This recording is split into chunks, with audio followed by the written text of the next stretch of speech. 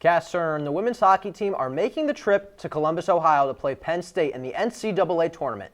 The Battle of Whitney Avenue returns for men's playoff hockey, and both women's and men's basketball teams gear up for the MAAC tournament runs. All this and more on Bobcat Breakdown, starting right now.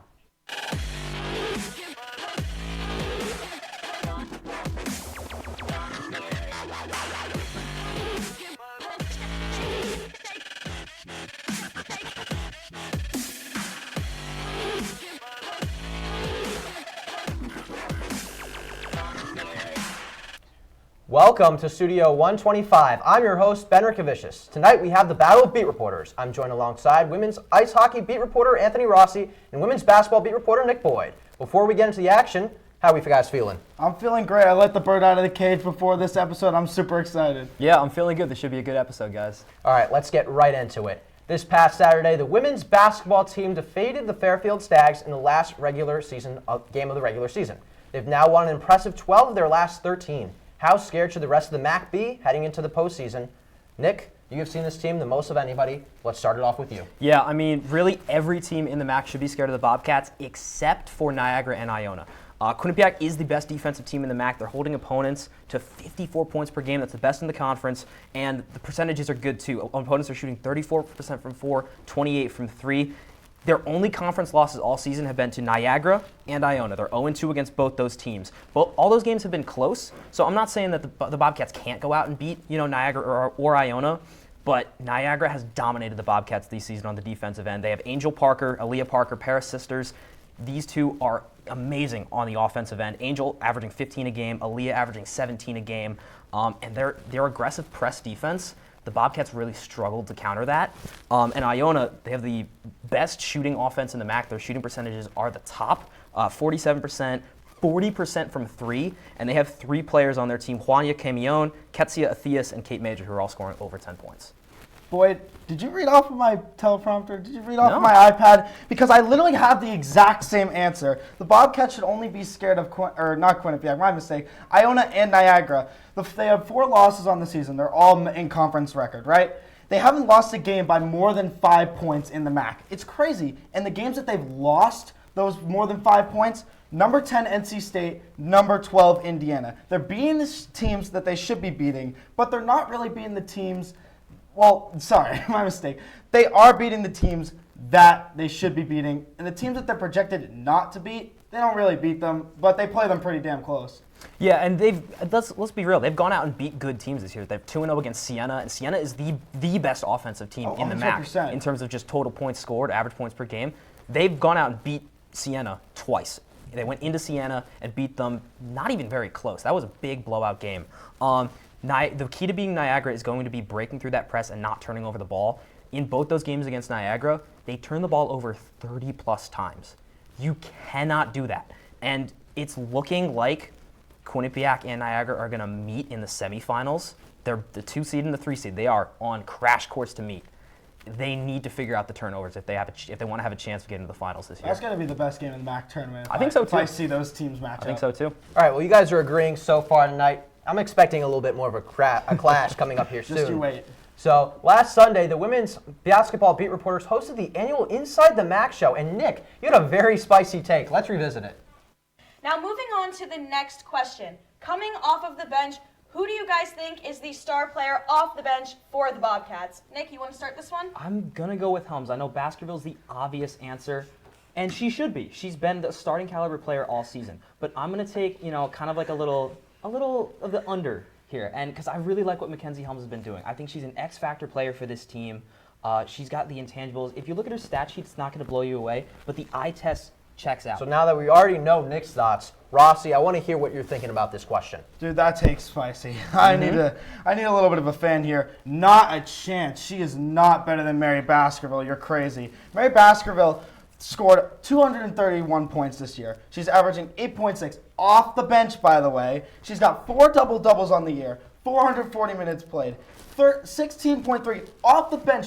Proves that Trisha Fabry trusts her. She's shooting 70.3% and 61% from the charity stripe. That's exactly what you want in a player.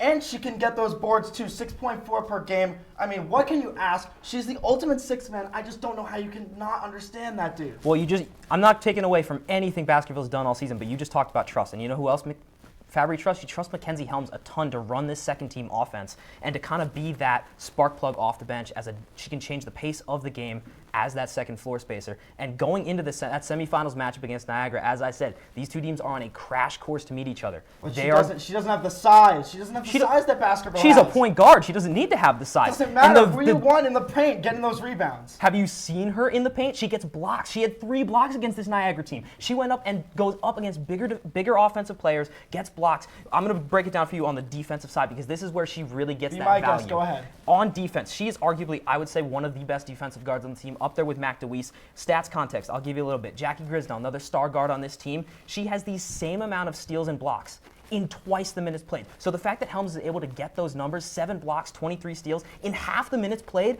just adds to her value. She's, as I said, a spark plug off the bench. Defensively, she brings so much value to this team off the bench. If you're getting this kind of defensive production out of your backup point guard, you are going to do wonders in the playoffs. I kind of agree with you, but I just can't go against the majority. Emily, Brittany, and Keenan all went against you. Mary Baskerville's just the ultimate sixth man on this team. She's an elite player, and she's been elite all season. From a value perspective, though, you cannot discredit anything Mackenzie Helms has done. Well, guys, as much as I love a pass first point guard, I think I'm going to have to side with Rossi here. I'm a big Baskerville fan myself. So staying on the hardwood, but switching locker rooms, the men's basketball team was able to clinch the 3 seed in the MAAC tournament after defeating Marist this weekend. Last season, they entered the postseason as the 11th seed and were able to make a surprise run. Nick, do you think the added pressures and high expectations for this team will lead to an early exit? Yeah, I'm going to side with what Keith, Beckett, and Marcel said on Inside the MAAC. I think this team is championship or bust. They're either going to get to the finals, have a really good shot at taking it, or they're out in the first round. And we've seen this team, game in and game out, not be able to hold on to leads. Blown leads have been the really terrible song they've been singing all season. I think that they are the most likely team out of the top 3 to be upset victims in this tournament. And they've been tending to play to the level of their opponent all season. They're likely going to get a matchup against a team that they've lost a game against in the first round, or in the quarterfinals round. I think that there's a good chance that they could be upset. Yeah, I agree with you 100%. But I agree with what you're saying. I agree literally, exactly. If they can stay consistent, they can win the MAAC. If they can't, and they're blowing multiple double-digit leads, which they shouldn't have multiple times, and you can't have a buzzer beater like that. Like, imagine the emotions on the team after that just dropped completely to the floor. That against a Manhattan team that's ranked number 6 right now. But, like, Desi Jones is pulling up from literal Narnia, like, when he's shooting the ball. So, I mean, I don't really see it. Like, yes, if they can stay consistent, they're winning the MAAC. But if they can't, I don't really know. I don't think Desi Jones is the problem on that team. I think it's just that the fact that they haven't really been able to make adjustments come second half. You've looked at how they've built up huge, like, in some cases, 20-point leads at the half, and then just don't make the adjustments, can't get their matchups straight. I don't think that's a Desi Jones problem. I think that's just the team as a whole not being able to hold on to those leads. I can agree with you with kind of make the adjustments they need to stay on top. Yeah, you got it, 100%. Yeah, so I'm going to have to agree there with Nick. I like that second half adjustment take. That's something I've definitely been keeping my eye on. So now that we've discussed both basketball programs and their paths ahead, which team are you guys putting more stock in now that we've reached the MAAC tournament? Rossi, let's start with you. Now, Boyd, I'm going to be embarrassed if you don't agree with me here. I'm putting more stock in the women's basketball team. They're way more consistent, they have a stronger bench, and they haven't dropped leads like I mentioned last point.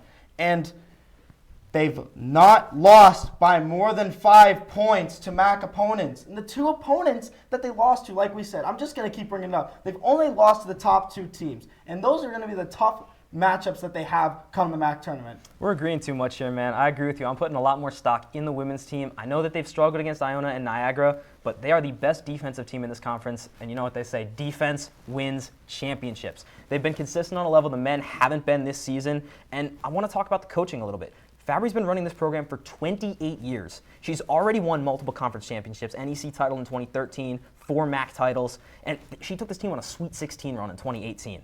The men's team, I think they have more upside to win the MAAC because of their championship or bust style, but they also have a much lower floor.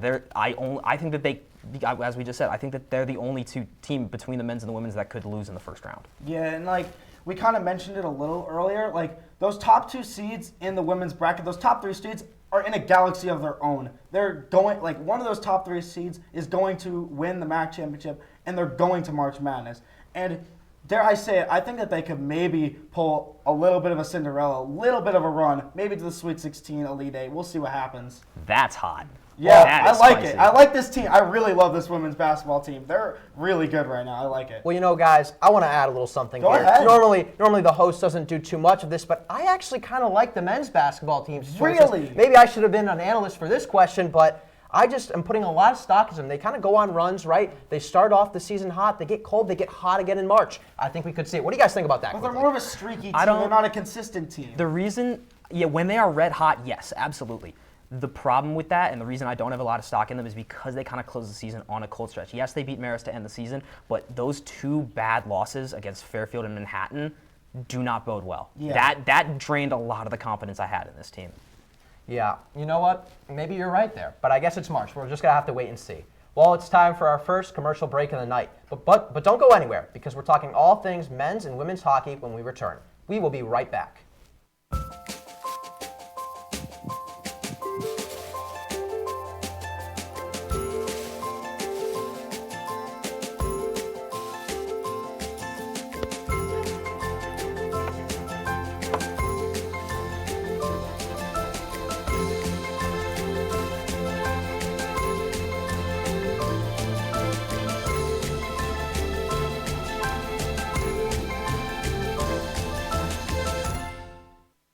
I know what you're thinking.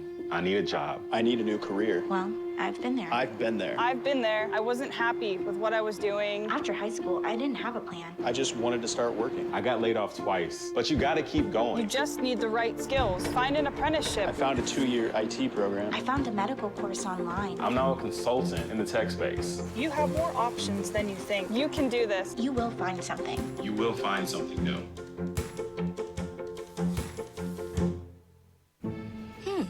Maybe you can make retirement happen. After all, you made home ownership happen. Homeschooling yourself on loans, beefing up your credit score. So I'm pre-approved. You were like, yes! Sorry. Color coding listings, ticking boxes, and flushing every toilet in a 20-mile radius.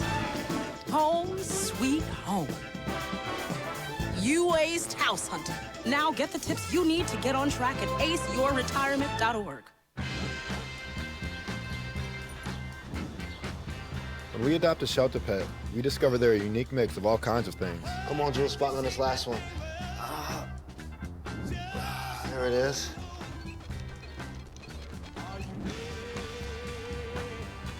Keep going with it. Leo! They're a little bit of a lot of things, but they're all pure love. Welcome back to Bobcat Breakdown. It's time to talk some hockey. The women's ice hockey team was eliminated in the semifinals of the ECAC playoffs last week. But looking back at the season, guys, what was one moment the Bobcats showed prowess this season? And give me a moment they showed a little signs of distress. Nick, I want to see your thoughts first. Yeah, well, for me, I think the moment where the women's hockey team showed the most prowess this season was their Nutmeg Classic win over UConn. I think that showed that they can win close games when it really mattered with something big on the line, and it was a big, gritty defensive effort against a good. What's going on over there? It was a gritty what defensive are you effort talking about? over a really good UConn team, and it was kind of there a we go. good culmination of the first half of the season for this team. What are you talking about? Their win against Colgate was way better. Their win in overtime against Colgate in Hamilton? Bro, I'm sorry, you're crazy. If you look at this game for like 2 seconds, you can see that they've struggled against this team for ages. They haven't won on the road in Colgate since 2016. Solid game. They scored 35 seconds in with Olivia Mobley. An unbelievable all-out team game. And Logan Andres played amazing, like she's been playing all year long. I just don't know how you can see that. And maybe even one more. The St. Lawrence game was better than that Nutmeg Classic game, and that overtime game with Sadie Pierre putting that one in. You just not a fan of 1-0 games, man? I thought this was a I really love good overtime games, I dude. thought this was a really good showing that this team can win these close defensive games, especially against a good in-state rival like UConn. I know they don't play each other in conference, but UConn is still a really solid squad, and they really showed the gritty defense in that game. Andres didn't have a ton of saves, but the defensewomen were getting a ton of blocks. They were playing extremely well in that game. I think that they should have put more goals up on UConn personally.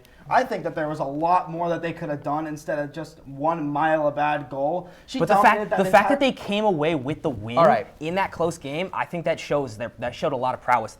I think their lowest point was kind of the close of the season. Going into the playoffs with these back-to-back losses against St. Lawrence and Clarkson, I think that was really the lowest point of the season for them. It was a cold streak into the playoffs, and you never want to have that as a team. I kind of agree with you. For my worst, I'm saying that 11-3 loss to Princeton. I mean, I don't think you can disagree with me for that. The last time this happened was in 2004 when they played Mercyhurst. They lost 11-1 in that game, and in recent memory, they haven't really done that often. There's not a lot of games that I can pick out of a pocket that the Bobcats just lose those games. The last one that I can think of is that 10-0 loss against Wisconsin. I mean, Princeton kind of showed that they're a good team in that ECAC playoff. I don't think that was the low point because we saw the way they rebounded. They rebounded immediately with an 8-0 win. Yes, but you don't let up 11 goals to Princeton. I'm sorry. But the way they rebounded with that 8-0 win and then a couple more wins after that, I think they had 3 straight after that, showed that wasn't the low point. I think the low point is going into the playoffs, losing two games to teams you should be beating, and then that caused them to be very cold in that St. Lawrence series.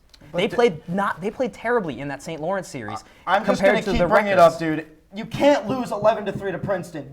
You can't let up 11 goals to a team. Yeah, but they lost all year by less The reason than I'm 4 not goals. saying that that's the worst moment of the season because every team has a bad game every now and then. Going into the playoffs on 2 bad games that caused them to be very cold in that St. Lawrence series and then extremely cold in the Colgate game. Well, Clarkson was good. Clarkson's good, but Quinnipiac was better on paper, and they should have won that game. They made it to the ECAC championship. But St. Lawrence gave them a tough series. On paper, Quinnipiac was the better squad, and they should have won that game. No. Well, guys, here's what I think, if you guys don't mind. Go ahead, I Ben. think that the Wisconsin win was the high for me, and I'm agreeing with Nick. The end of the season was kind of rough, and that will be my low.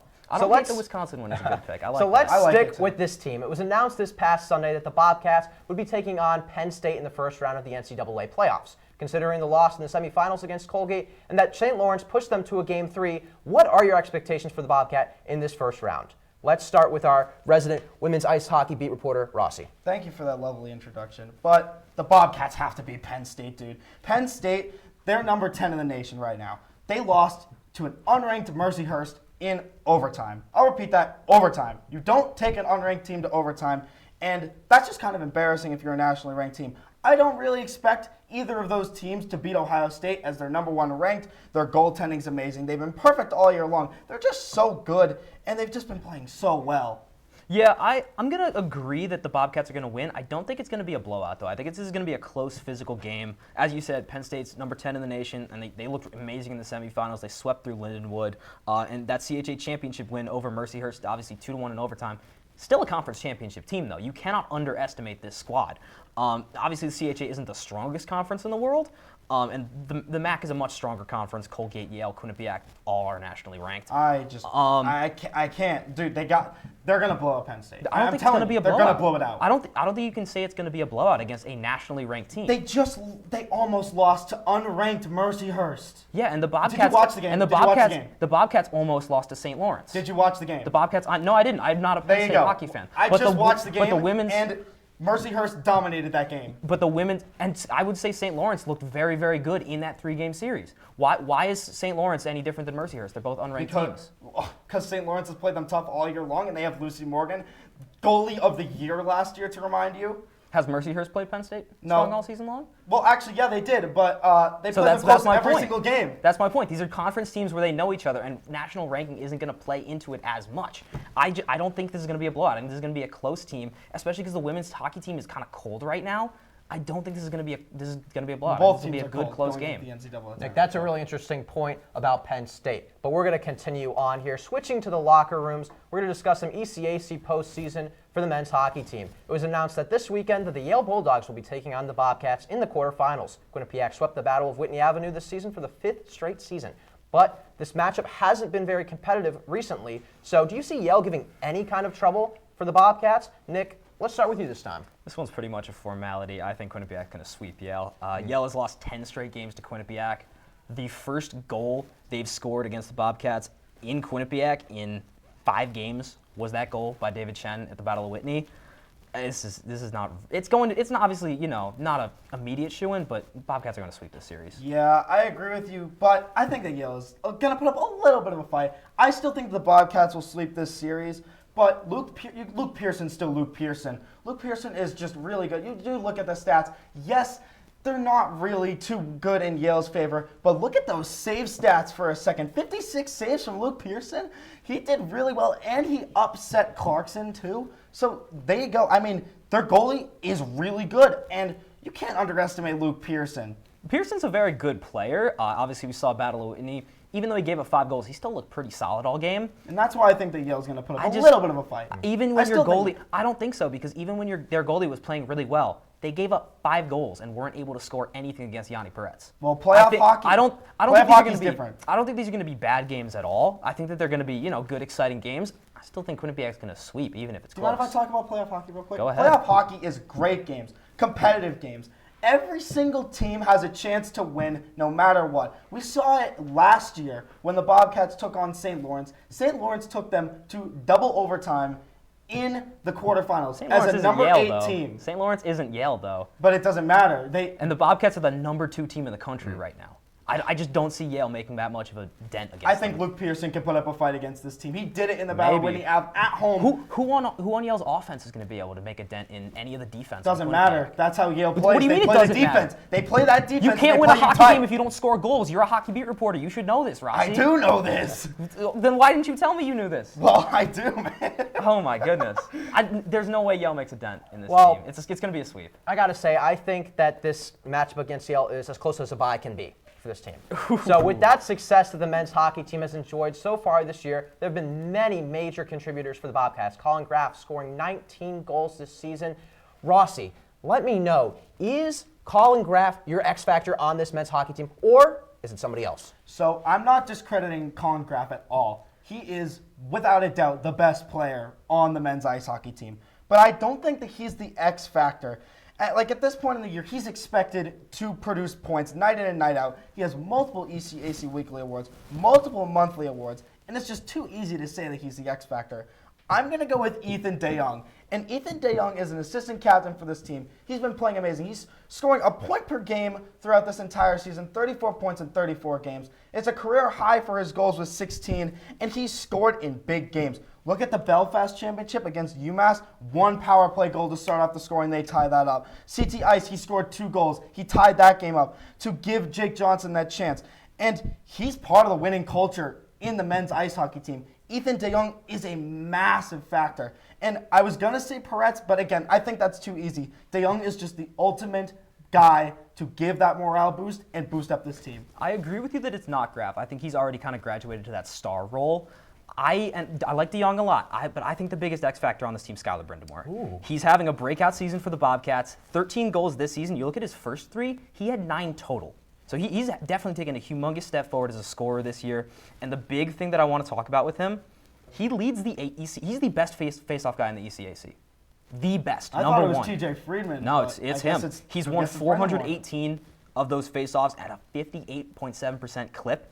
And that is huge for this team, to have a guy that can go in there and when he's in the face-off, there's a almost 2/3 chance you're going to be containing control the puck. You know, it's funny. Both of our players are on the same line, though. Exactly. They're on the same line. I think that's a big thing that the Bobcats have. They have so many guys that could be X factors on this team. And another thing too is I think Brindamore is really the most well-rounded player on this team. I basically agree. I think DeYoung's better well-rounded. Mm-hmm. Why do I think that? I mean, he's just he's really good because he's able to play defensive hockey. Mm-hmm. He kind of acts like a second center for Brindamore. Yeah, so he plays great defensive hockey. He's able to score those goals, and he just plays really well. Yeah, that's what I was looking at too with Brindamore. He's third on the team in goals, and he can play defense too. He's got a ton of blocks on the season, and he's near kind of the top upper echelon of pretty much any major stat category on this squad. All right, guys, I like both those picks. They're pretty unique. But it's time to take our last break of the night. When we return, we'll have the QBSN Game of the Week and, of course, Final Roars. We will be right back.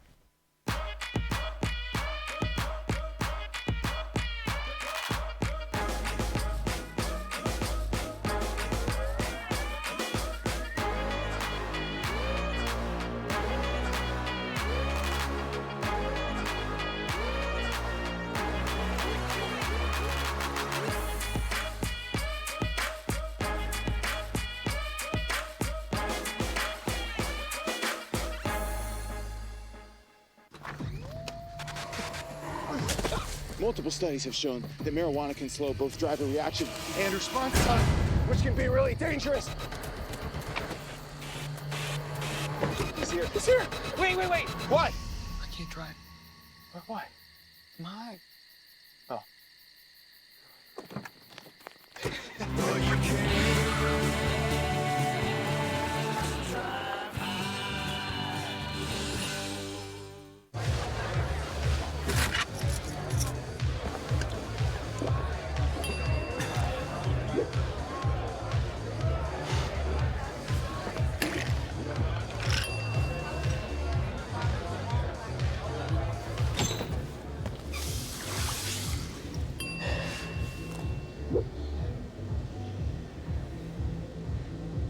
If you need to do something to feel okay to drive, you're not okay to drive. Don't drive buzzed. What do you think you're doing, Kevin? Was just gonna drive home.